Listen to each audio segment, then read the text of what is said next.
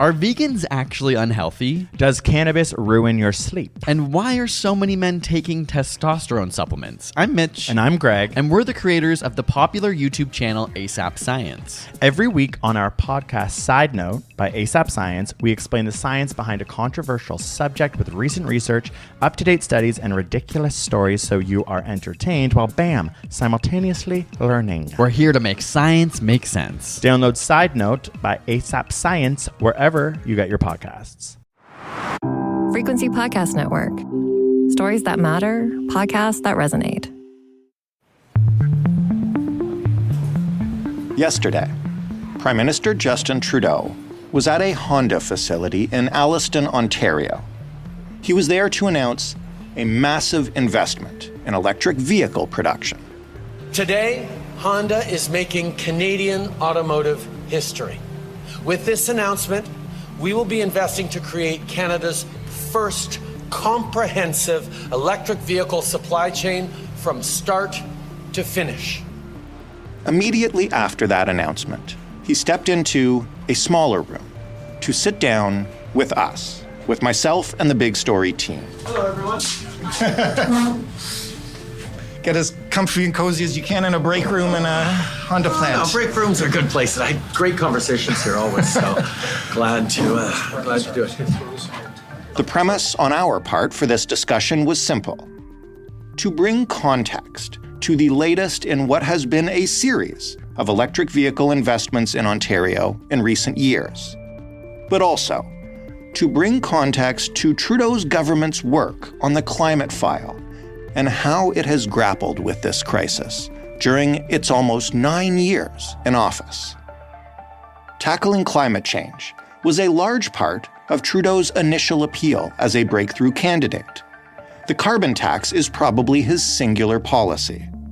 He has said that Canada should lead the way on climate. So, are we?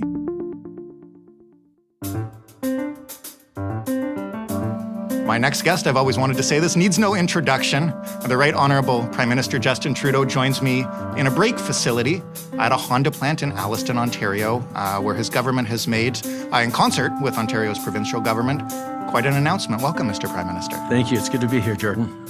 Why don't we start with the big picture on electric vehicles, because that's what we're going to talk about mostly today. I want to talk about climate a little as well. And so combining those two things, where do electric vehicles and announcements like this today fit into the big picture of our fight against climate change?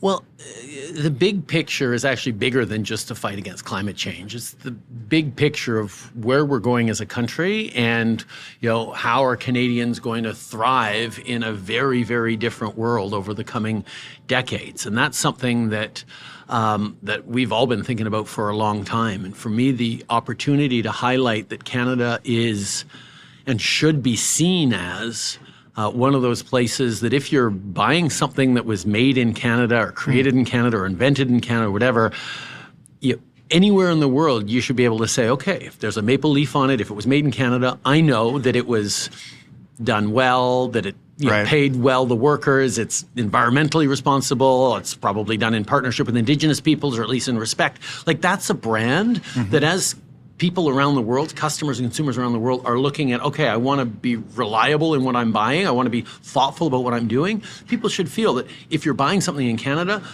that's a niche we should own that is a good brand that people are comfortable, like buying Italian shoes or Japanese electronics. Whatever you buy from Canada, it should be, okay, this is going to be good quality.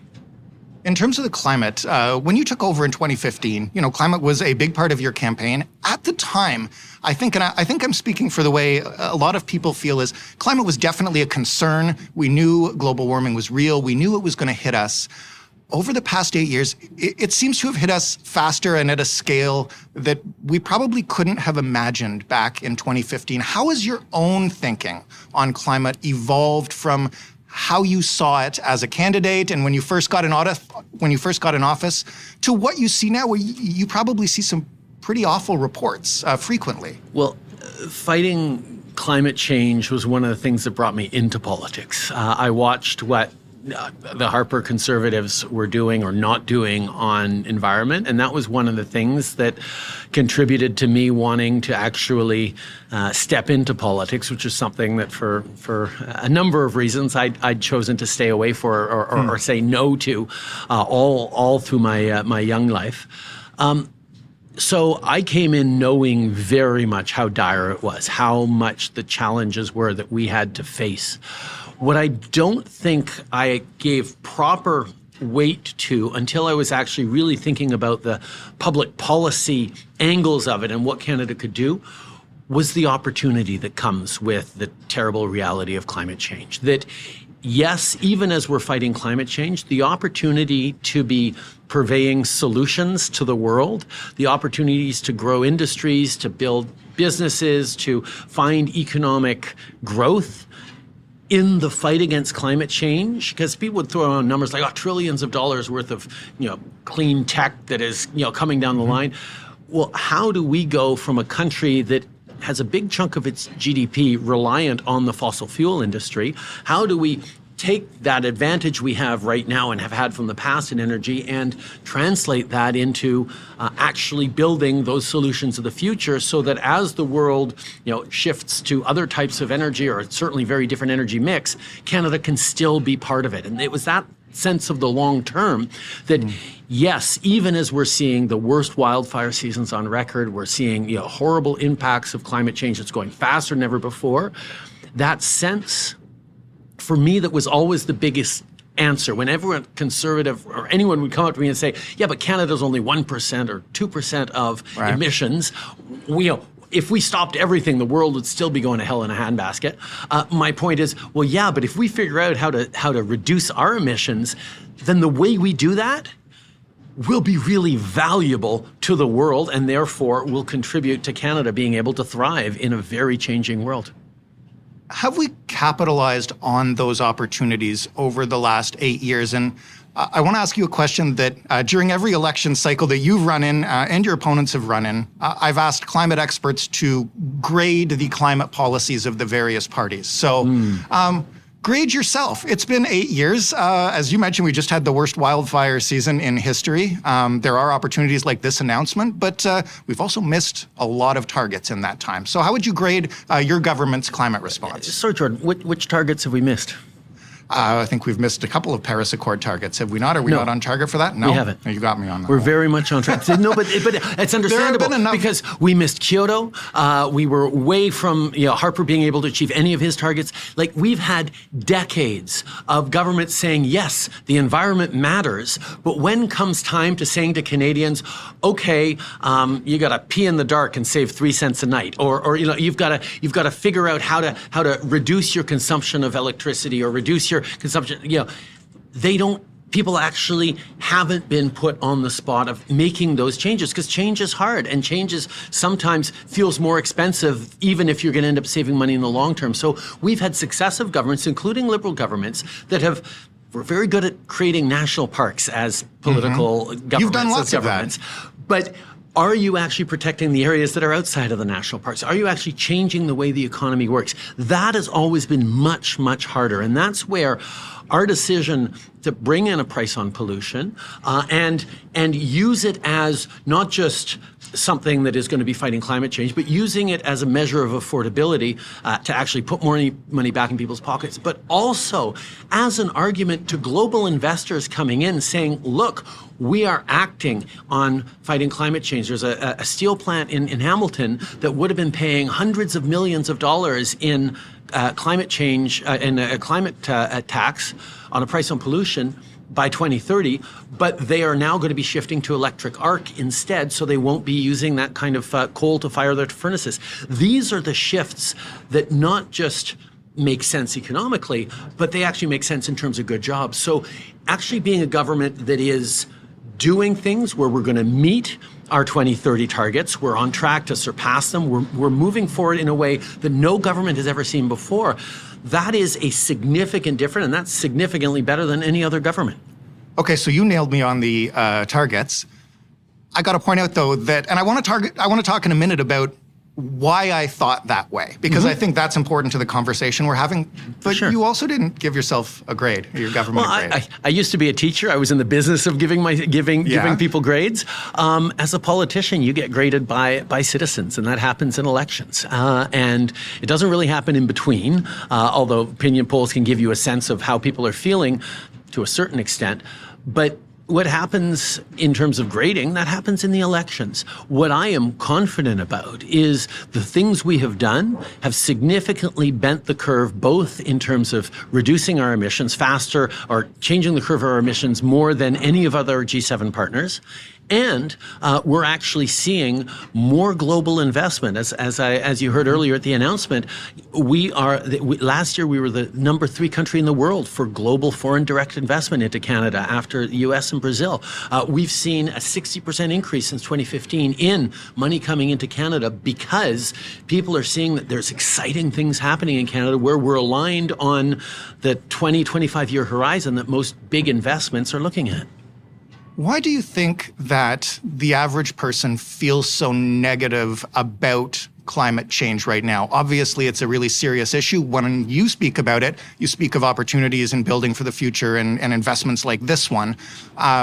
There's a reason that I just kind of assumed that we'd missed some targets because things seem to keep getting worse. And I wonder how, you as somebody who needs to court Canadians' votes, but also plan for the future, how do you try to push back against that and saying this is a problem and we're dealing with it, but I think a nihilism can creep in, right? Where you're like, everything is going to hell and, it's not worth me recycling or whatever because of it. And that has been, I think, a core question. When I was studying environmental geography at the graduate level at McGill, that was one of the big questions. Do you go doom and gloom? Do you try and say the planet is burning, we're all in so much trouble if we don't change our behaviors radically, it's the end of the world if we don't change, and nobody tended to change. People have been trying to do that doom and gloom for a long time, and yet Canada and other countries kept missing targets and behaviors not changing enough. Yeah. So, listen, you don't. I've been out across the country. I've seen the forest fires. I've seen the floods. I talked to a Saskatchewan mayor years ago who said, "Look, we can handle a 100-year flood. We just can't handle it every 5 years." Right. And that's the pace of things coming, right? And that is, there's a real ease to sort of sit back and say, well, I'm just going to worry about right now and next year or 10 years from now or the next generation. Well, yeah, they're in trouble no matter what we do, so why even bother? And that's where, for me, showing that Canada and Canadians can bend the curve. We can make a difference. We can be bringing forward these solutions. Because quite frankly, when I look at my kids, I do not want to imagine that they're going to live in a worse world than I do, that they won't have the things that we took for granted, particularly in Canada, a country of lakes and forests and beautiful natural spaces that we've always taken for granted. The fact that that might not be there is something that I will not accept. So given that I'm not accepting that the future will be worse, I have to say, okay, well then we've got to do everything we can now to prevent it, because we got to be active on that. And then I look at everything we can do to make sure that as a leader, I'm bringing Canadians along. And it's always hard because, as you say, people are anxious about it. Climate change is getting worse. The impact of climate change is getting worse and will continue to get worse into the coming years. The only way through is to minimize how bad it's going to get 10, 20, 30 years from now by changes we make now. And the changes Canada can make are the things that are not just changing our behaviors, but showing the world and creating technologies and solutions for the world that they can then take on that will change the trajectory. China continues to open, dozens of coal plants every single week. These are huge challenges that the world is going in the wrong direction. They don't necessarily want to be. There's just no other alternative. So if a country like Canada isn't the one that can figure out, listen, we figured out the technology necessary to get oil out of oil sands, which wasn't possible 50 years ago. It was technology that innovated that. A lot of really smart scientists that figured that out. We can be figuring out hydrogen. We can be figuring out small modular reactors. We can be figuring out wind and solar and tidal and whatever else and more geothermal. Like, we have the knowledge, the land, the resources, the capacity to do it, and we have a government and a series of governments that are willing to lean in to make those investments in the long term. That's what's exciting to me, and despite the massive challenge that it represents. I've heard you say many times, you just said it at the announcement, that climate policy is economic policy. Yeah. And when the climate seems to be deteriorating more quickly than perhaps we would have thought a decade ago, how do you have to be able to adapt economic policy to keep up with that? And how do you prepare for the fact that some of the action that may be required might lead to economic pain? You cannot show me something that is good for the economy but bad for the environment, and genuinely be good for the economy as soon as you look in a medium to even long term. There are things you can do in the short term and say, you know what, let's just clear cut this forest and sell the logs and we'll make a lot of money off of that. Mm-hmm. Let's just rip it and ship it and drill baby drill and do all those things that short term will lead to profits, but in the medium term and long term lead to either more pollution that's going to continue to clog up the atmosphere and reduce the quality of life, or leave a mess that future generations will need to clean up or won't be able to benefit from. The idea that you can separate long-term economic policy with what is responsible environmental policy is simply not true. Like, nobody serious says that anymore. Mm-hmm. There are politicians who are playing very much on very short-term thinkings, but it doesn't just apply to economic policy. You can't show me something is good for the economy but bad for the community that it's part of in terms of wages, right, in terms of social supports. You can't tell me that something could be good for the economy but bad for Indigenous peoples and all that, and actually be good for the economy. But what about things that are good for climate but bad for the economy? Where do we have to take those steps? Like what? I'm asking you, do you see any of those things? Or do you think that everything that's good for climate is also good for the economy? And here, I mean... Ultimately, anything that is protecting us from the further impacts of climate change, reducing the impacts of climate change, is going to be good for the economy. Anything. The amount it's not great for people who work in oil and gas. True, but if you, in the short term, if you say, but those are people. Absolutely. But those people who have skills as pipe fitters, as engineers and chemists, who are very much well employed by the oil and gas companies, have skills that are going to be necessary for the energy mix of the future, whether it's in hydrogen, whether it's on carbon capture, utilization, and storage, whether it's on small modular reactors. I mean, if you're a pipe fitter working in the oil sands, you can be a pipe fitter in a nuclear plant, or in a geothermal plant, or in a hydrogen plant. Those jobs and those skills are going to be there. Where they won't be there is if we do not do anything other than oil and gas for the next 30 years. Well, when the world finally decides, no, we cannot use any more oil and gas, or the carbon impact is too much, or the world's economy breaks down because climate change has gotten so rampant, those people in those industries will suddenly not have any jobs anymore and won't have an industry to turn to in hydrogen, in nuclear, in renewables. So those people who say, oh no, we're protecting jobs in the oil and gas sector, well, we're protecting them in the right now, where there are very big profits to be made for the next few years, for sure. But what happens 10 years now? What happens 20 years from now? What happens 30 years from now?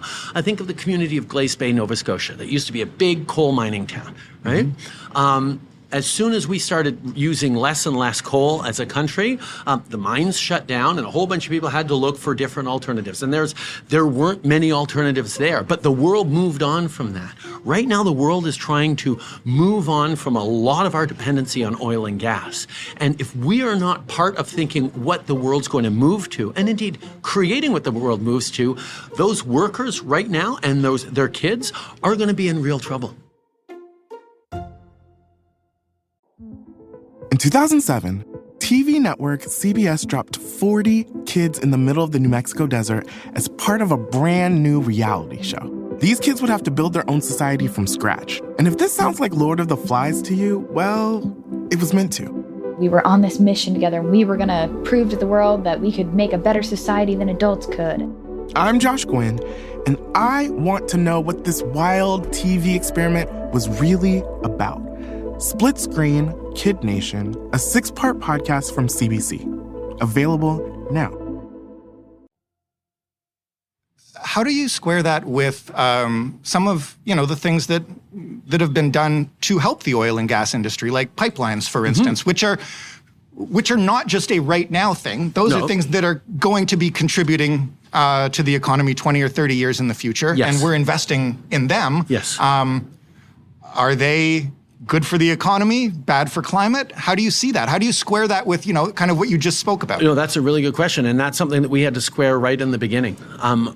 To make the transition, we have to make decisions that are going to be good for the economy, so we have the money to invest in the transition.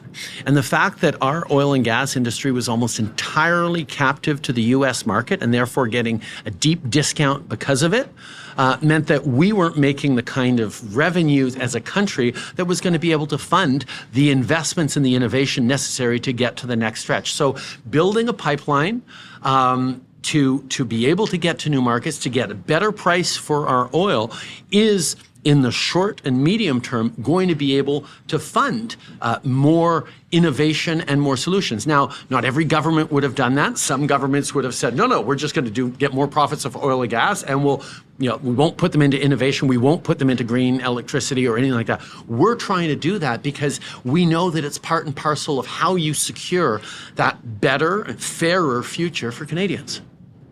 So tell me about this announcement today then. I played a clip in the intro so people know the basics of what it is. What interests me is this is different from announcements around electric vehicles the past couple of years, aside from just the size of it. Explain how it's different. Well, one of the reasons it's different is we didn't have to put up nearly as much money for operations and for production credits. And that's what we had to do with Volkswagen and with the Stellantis investments, because we were competing directly with the IRA in the United States, which the Biden administration put forward to try and catch up to the lack of innovation and investment that happened under the previous administration that wasn't very focused on the green transition or the green transformation. So they put that down, and we had to make sure that we were drawing in some EV and battery investments into Canada. So we had to match those in order to draw it in.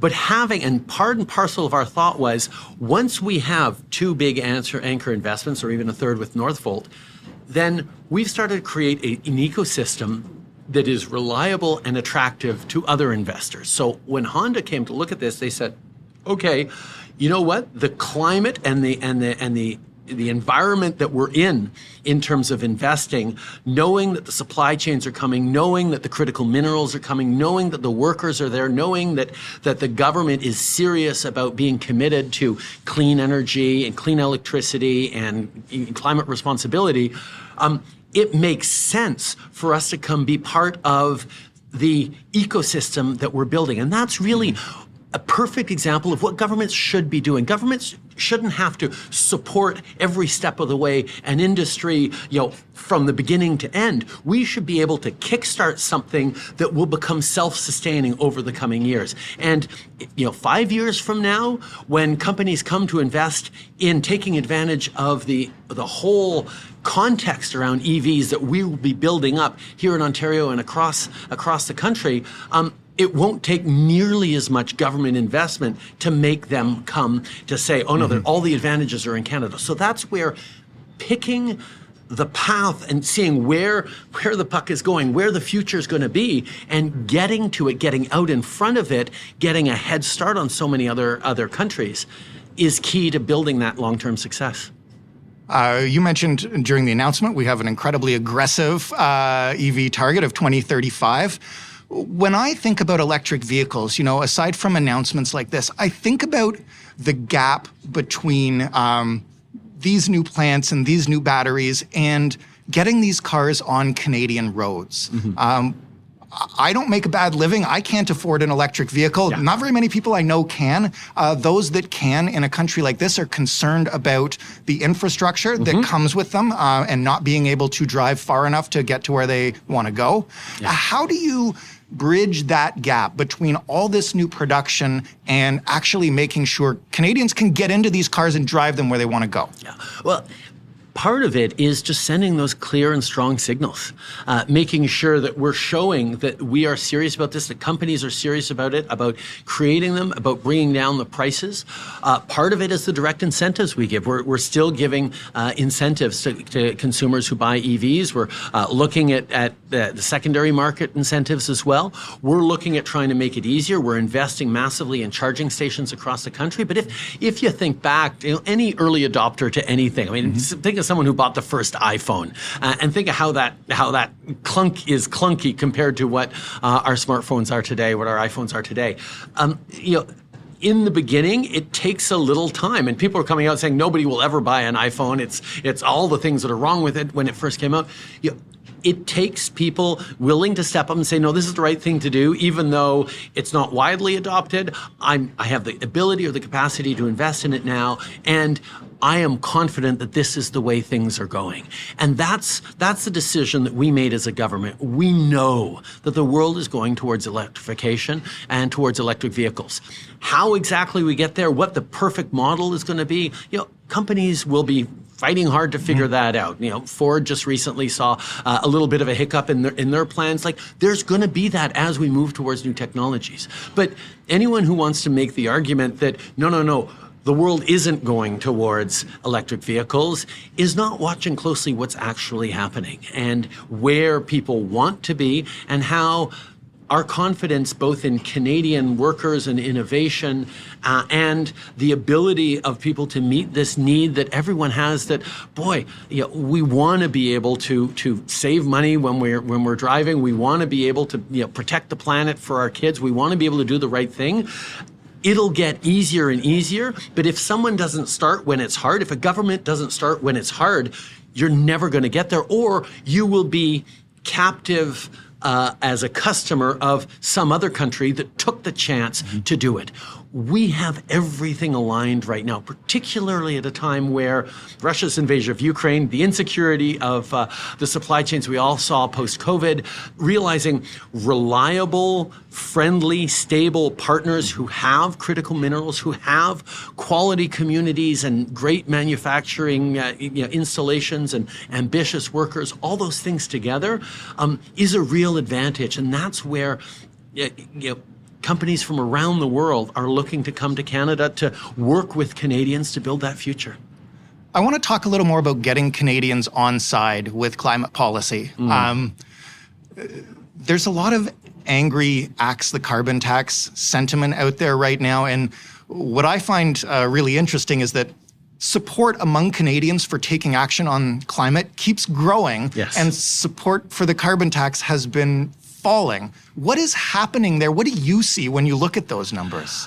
I see people who are anxious about the cost of living right now, worried about grocery bills, worried about fuel prices, worried about the way the world is going, shifting geopolitics, climate change, the still lingering impacts of the pandemic, worries about there's a lot to be worried about. And a price signal on pollution is, economists, it's the kind of thing economists love because it's the cleanest, most responsible way of doing things. It's the least expensive. There's a ton of support overall. for it. Exactly. But it's a price signal that people see. Yeah. It's something you see, and it gets, when gas price goes up by 20 cents, people say, oh, it's a carbon tax, even though it was only 3 cents that it increased in April, and we actually increased the carbon rebates at the same time. But the context is people are looking for things to be frustrated about because they're feeling frustrated, and it's a very easy target. But part of the context is people don't actually have to make a choice now. People don't actually have to say, okay, if it's not this, what is it? They're being promised right now by people who are opposed to it that, they'll do things differently and it won't be this. Okay, fine. you can say that now. But when we get closer to an election, people are going to say, okay, what is your plan? Because all the experts, all the economists out there will be saying, okay, any other plan that's actually going to fight climate change is probably going to be more expensive, won't put as much money back in the pockets of the middle class as this one does. So they're going to have to compare against an alternative. But right now, we're a long way from an election. It's easy for people to be frustrated about a whole bunch of different things. My choice as a leader is, okay, do I bow down to that, even though I think it's wrong? I think people are wrong to be worried about this. I understand why they are. I'm going to patiently wait and continue to make the conversation and point out that most families get more money back from the carbon rebate than they pay in pollution. Nobody's actually hearing that yet, but I will keep saying it and keep showing it so that by the time a year and a half comes and people make a choice, they will be more informed about what the alternative is. Because for me, politics is about doing the right thing. Doing the right thing for the long term, not necessarily the popular thing in the short term. Right now, if I wanted to do the popular thing in the short term, there'd be a very different path. But I learned from my father, and mostly I learned from looking at my kids, that if I don't do the things that are right for their future, 10 years from now, 30 years from now, then the time I spend away from them, the sacrifices they went through because I was in politics, won't have been worth it. The last thing I want to ask you, because we got to wrap up now, is about that kind of communication that you say you're going to keep doing until Canadians understand. Your team reached out to us to come on this podcast. You've been on Today Explained. Susan Delacour, the Toronto Star, wrote that we should plan to see you on more podcasts. What is it about either this medium or the communication strategy in general that you're hoping to use to make your message resonate with Canadians? I learned a long time ago that my favorite kind of interview was sitting down and talking for 15, 20 minutes with a radio host and just having a real conversation. And podcasts represent the kind of thoughtful conversation that most Canadians end up having in their daily lives with their friends, their coworkers, their family about big issues. And for me, one of the real challenges in politics these days is the polarization, the soundbiteization, the snippets on internet or YouTube or TikTok or wherever that end up carrying an entire political debate. Well, as my friend Nahid Nenshi, former mayor of Calgary, is often said, politics should be done in full sentences. Or Jeb Bartlett said, what are the next 10 words, right? I mean, the idea that we need to have full conversations, because politics is hard and the decisions people take around public policy are not black and white, are not easy. There are all sorts of trade-offs, all sorts of priorities that come into it. Anyone who has a simple, easy solution that fits on a bumper sticker is probably wrong. And bringing Canadians in at a time of diminishing attention spans and screaming headlines and clickbait that every media organization is looking for to try and get those eyeballs, you see a level of abbreviation and simplification of political messages that I don't think is serving Canadians well in a really complex and complicated time in the world right now. So having real conversations about where we're going, what kinds of trade-offs, what we're thinking as we're doing different things is part of connecting with people and bringing them along on the journey that we all have to have as citizens in a democracy to think carefully about what kind of future we want to build for our kids and who is working in ways that actually align with your own priorities and your own hopes and fears. Prime Minister, thank you so much for doing this. Anybody who can quote Jed Bartlett is always welcome back on this podcast. I'm just glad you didn't ask me about sports. Other than that, we're fine. I would have loved to, but another time. Thank you so much. Thanks, Jordan. Justin Trudeau, Prime Minister of Canada. That was The Big Story. For more, head to thebigstorypodcast.ca. You can also send us your feedback on this episode. The way to do that is via email, hello@thebigstorypodcast.ca, or by phone with a voicemail, 416-935-5935. Of course, we extend an open invitation to other federal party leaders. If they'd like to appear on this show, you can get in touch with us the same way Mr. Trudeau's people did, the same way anybody listening to this podcast can, with that email address or that phone number I just mentioned. The Big Story is available in every single podcast player, and you can hear it on your smart speakers just by asking them to play the Big Story podcast. Joseph Fish is the lead producer of The Big Story. Robin Simon is also a producer on this show. Stephanie Phillips is our showrunner. Mary Jubrin is our digital editor. Diana Kay is our manager of business development. Chloe Kim is our editorial assistant. Sound design on this show is done by a team of Robin Edgar, Mark Angley, Christy Chan, and Christian Prohone. And I, of course, am your host and executive producer, Jordan Heath Rawlings. And together, we're the Frequency Podcast Network, a division of Rogers. Thanks again for listening, and we'll talk Monday.